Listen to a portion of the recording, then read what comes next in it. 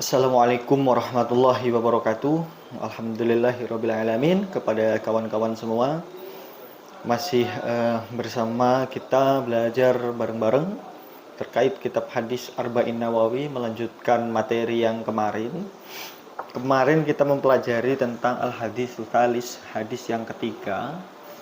Nah, sekarang kita mempelajari al-hadis rabi', hadis yang keempat terkait dengan asal kejadian manusia dan ketentuan bahagia atau celaka. Gitu. Baik, saya bacakan. Bismillahirrahmanirrahim. Al-hadis rabi', hadis yang keempat. An Abi Abdurrahman Abdullah bin Mas'ud radhiyallahu anhu. Hadis ini diriwayatkan oleh Abdurrahman Abdullah bin Mas'ud radhiyallahu anhu. Wakilah beliau itu orang yang ahli Quran, dan beliau itu kata Gusmus, ya, saya pernah ngaji ke Gusmus lewat YouTube juga. Beliau mengatakan bahwa Abdurrahman Abdullah bin Mas'ud ini suka membawa terompahnya Kanjeng Nabi, suka membawa sendalnya Nabi Muhammad SAW. Bismillahirrahmanirrahim. Abi Abdurrahman Abdullah bin Mas'ud radhiyallahu anhu qala Haddatsana Rasulullah sallallahu alaihi wasallam wa huwa shadiqul masduq. Nah, Rasulullah telah bersabda, dialah yang selalu benar dan dibenarkan. Nah, Inna ahadakum yujma'u khalquhu fi batni ummihi arba'ina yawman. Nah, sesungguhnya tiap orang di antara kalian, ya, tiap orang di antara kalian, tiap orang di antaramu akan dikumpulkan pembentukannya atau kejadiannya fi batni ummihi, di dalam perut ibumu. Arba'ina yauman nutfatan. Arba'ina yauman nutfatan. Dalam 40 hari ia berupa nutfah. Apa ya? Kumpulan cairan, ya. Yaitu gumpalan cairan. Nutfah. Tsumma yakunu 'alaqatan. Atau tadi itu air yang tsumma yakunu, kemudian menjadi segumpal darah. Mithla dalik, ya 40 hari juga. Menjadi segumpal darah 40 hari. Tsumma yakunu mudghatan. Kemudian menjadi gumpalan daging. Mithla dalik, ya 40 hari juga. Tsumma yursalu ilaihil malaku. Kemudian Allah mengutus malaikat, fayunfahu fihi ruh. Maka ia meniupkan roh. Nah, meniupkan roh padanya. Wa yu'maru bi arba'i kalimatin, dan menetapkan 4 perkara.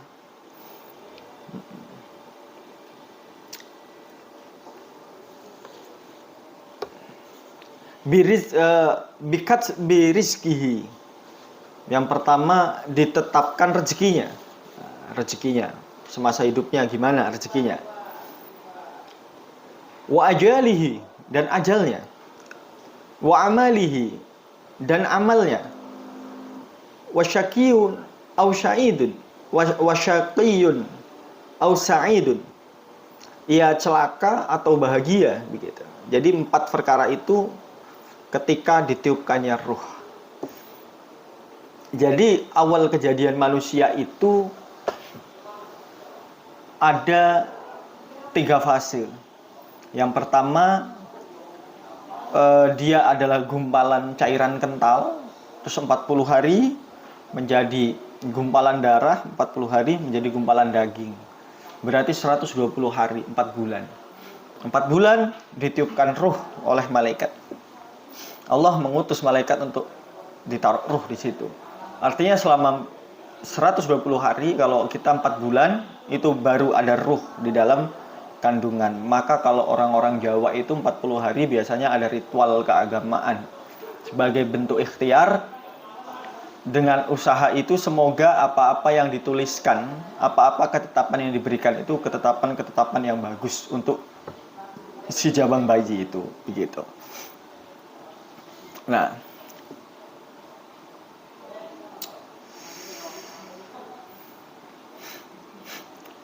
fawallahilladzi la ilaha illa fawallahilladzi la ilaha khairuhu, maka demi Allah yang tiada Tuhan selain daripadanya, inna ahadakum la ya'malu bi'amali ahlil jannah,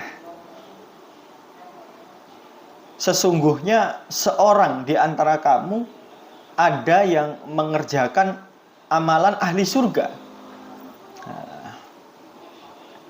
hatta ma yakunu bainahu wa bainaha illa dira'un,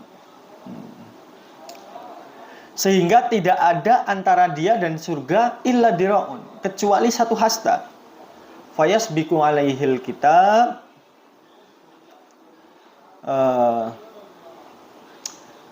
maka mendahuluilah atasnya takdir Tuhan. Gitu. Faya'malu bi'amali ahlin nar, maka atau lalu ia mengerjakan pekerjaan ahli neraka.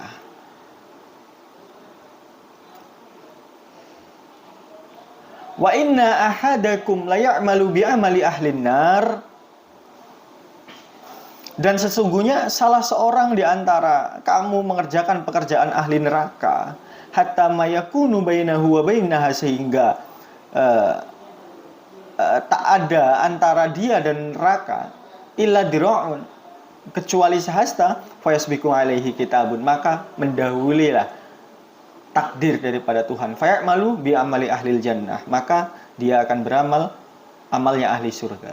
Fayadkhuluha, dan dia akan masuk surga. Rawahu Bukhari Muslim. Ini keterangannya begini.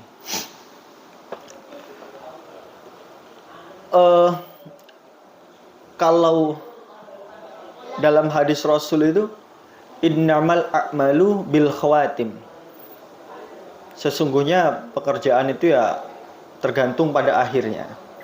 Ya, sesungguhnya setiap amalan itu tergantung akhirnya.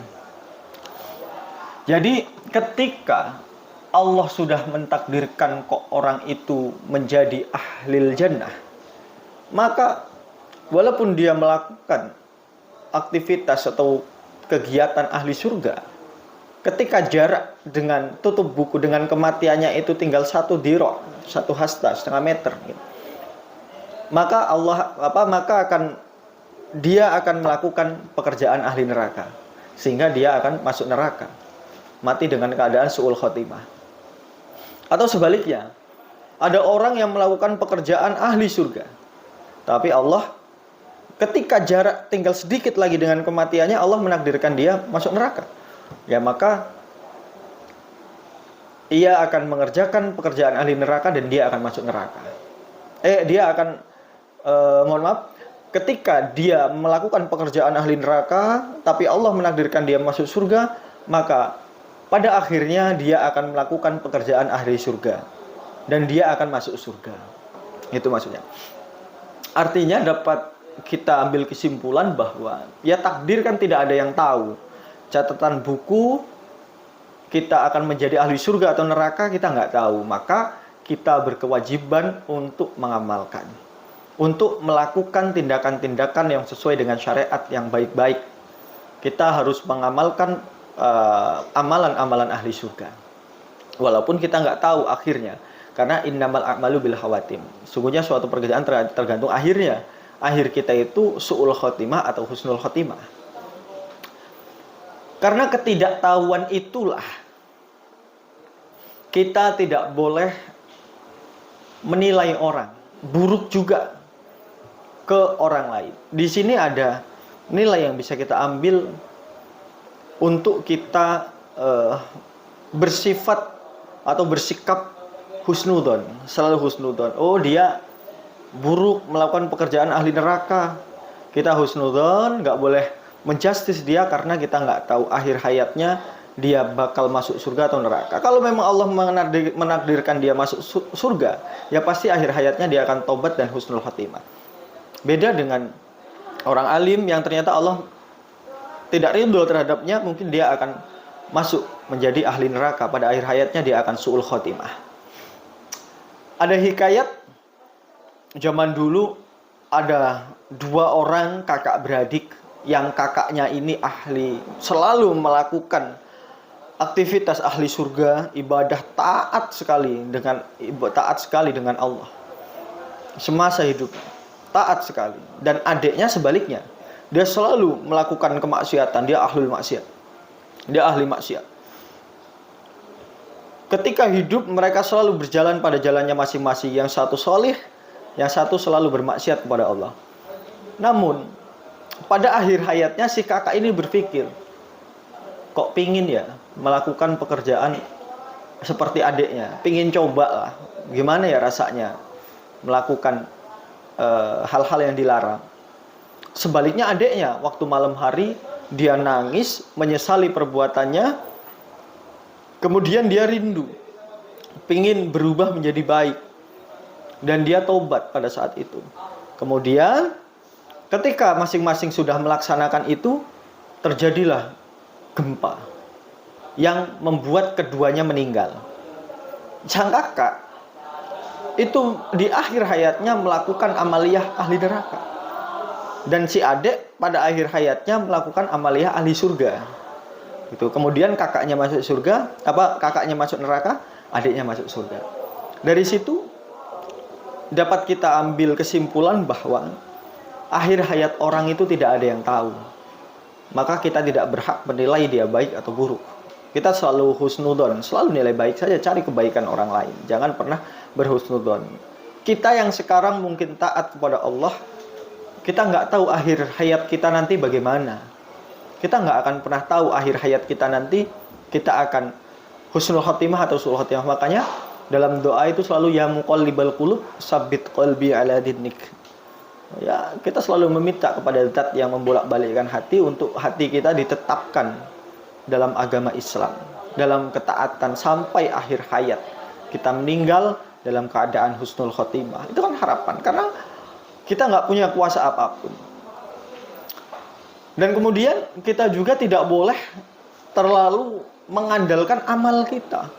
Mentang-mentang semasa hidupnya kita melakukan ketaatan terus sampai kita lupa diri bahwa amal yang kita lakukan itu juga Allah yang menghendaki. Sehingga kita lalai dalam kesombongan. Kita merasa lebih baik daripada yang lain. Nah, itu suatu kesalahan juga.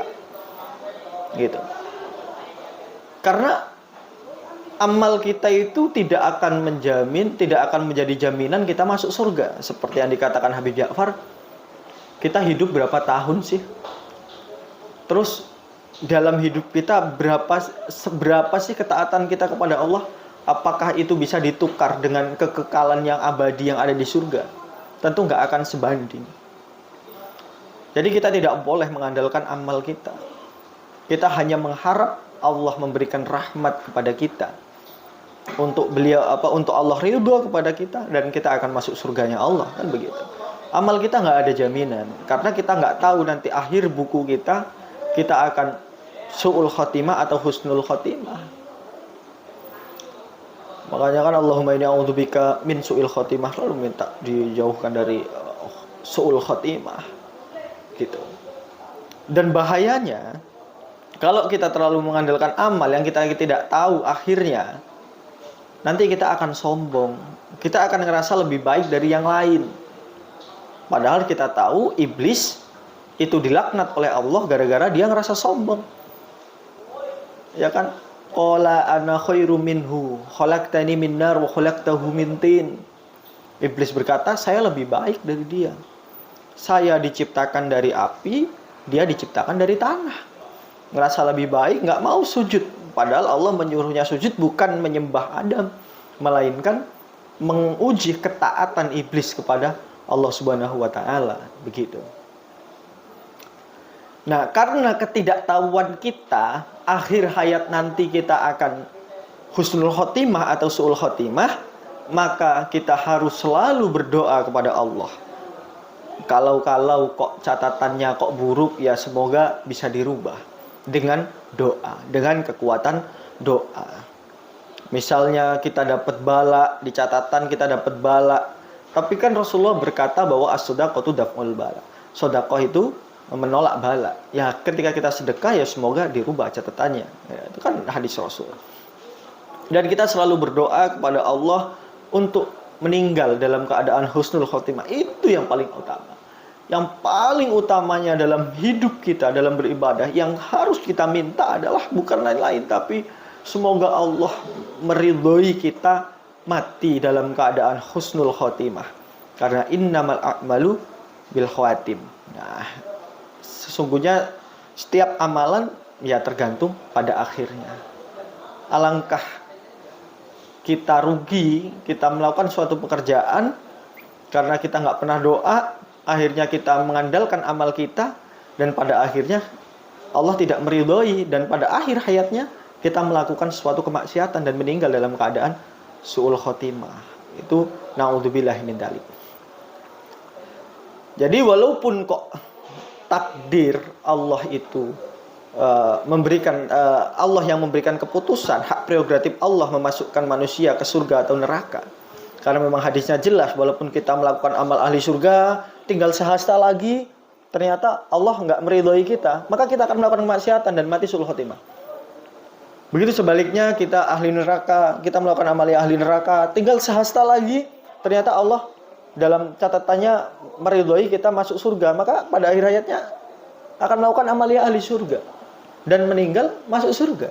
Karena takdirnya Allah, dan orang masuk surga bukan karena amalnya, melainkan rahmat Allah. Nah, Habib Ja'far juga bilang untuk kita mengetuk pintu rahmat dari Allah, yaitu harus dengan cara melakukan amal-amal yang diperintah oleh Allah Subhanahu wa taala. Dan dalam Al-Qur'an kita tahu, innallaha wa malaikatahu yusholluna 'alan nabi ya ayyuhalladzina amanu shollu 'alaihi wa sallimu taslima. Sungguhnya para malaikat Allah dan para malaikat itu bersolawat kepada Nabi. Dalam aqidatul awam jelas, solawatnya Allah itu rahmat. Dan ketika ada hadis mengatakan man shalla alayya maratan sallallahu alaihi wasallam, ketika kita bersolawat sekali, maka Allah akan bersolawat untuk kita 10 kali. Solawat dari Allah itu bentuknya rahmat. Maka ketika kita solawat sekali, Allah akan memberikan rahmat 10 kali. Maka dari situ dapat disimpulkan bahwa selain kita melakukan amalan-amalan ibadah kita untuk mengetuk pintu rahmat Allah, kita juga diwajibkan untuk bersolawat kepada Nabi. Karena salah satu untuk merayu, salah satu untuk membuat Allah memberikan rahmat kepada kita, yaitu dengan kita bersolawat kepada baginda Nabi Muhammad SAW. Dapat disimpulkan dalam pembelajaran malam ini bahwa yang pertama, manusia diciptakan itu dalam 3 tahapan. 40 hari gumpalan cairan, 40 hari gumpalan darah, 40 hari gumpalan daging. Setelah itu Allah menyuruh malaikat meniupkan ruh dan dicatat 4 perkara. Nah, dicatat 4 perkara. Rezekinya, ajalnya, terus amalnya, terus bahagia atau celaka. 4 perkara. Dan kemudian Allah di situ mengatakan ketika Allah sudah menghendaki manusia itu masuk surga, walaupun dia semasa hidupnya melakukan amalia ahli neraka, maka tinggal sehasta lagi mungkin bisa saja dia melakukan amalia ahli surga dan dia meninggal dalam keadaan husnul khotimah. Begitu sebaliknya, ketika Allah menakdirkan dia masuk neraka padahal dia semasa hidupnya melakukan amalan ahli surga, maka ketika tinggal sehasta lagi, takdir Allah berkata lain, dia melakukan ahlul maksiat pada saat itu, tinggal sedikit lagi menjelang ajalnya, terus dia meninggal, maka dia akan masuk neraka. Begitu. Makanya kalau orang alim itu ada istilah haul. Haul itu kan mengenang kebaikan daripada orang yang sudah meninggal. Kenapa kok setelah meninggal? Karena memang kalau kata Gus Mus itu tutup bukunya itu ya kalau udah meninggal baru bisa dilihat semasa hidupnya dia baik terus apa enggak. Ya kalau belum meninggal di haulin, kita nggak tahu akhir hayatnya dia nanti husnul khotimah atau su'ul khotimah gitu. Tapi karena tahu semasa hidupnya dari awal sampai meninggal ternyata dia berperilaku baik dan insya Allah husnul khotimah, maka ada haul. Kalau Nabi beda lagi, peringatan kelahiran Nabi Muhammad. Kenapa hari lahirnya diperingati? Karena memang ketika Rasulullah lahir sudah maksum, terjadakan dari kesalahan. Dan di hadis ini pun disebutkan apa? Wahwa sodikul masduk, wis bener dibenarkan. Jadi terjaga dari kesalahan. Maka pas kelahirannya diperingati gitu. Akhirul kalam, ihdinas siratal mustaqim. Kalau ada salah, saya mohon maaf. Kita masih sama-sama belajar tentunya. Ambil baiknya, buang buruknya. Assalamualaikum warahmatullahi wabarakatuh.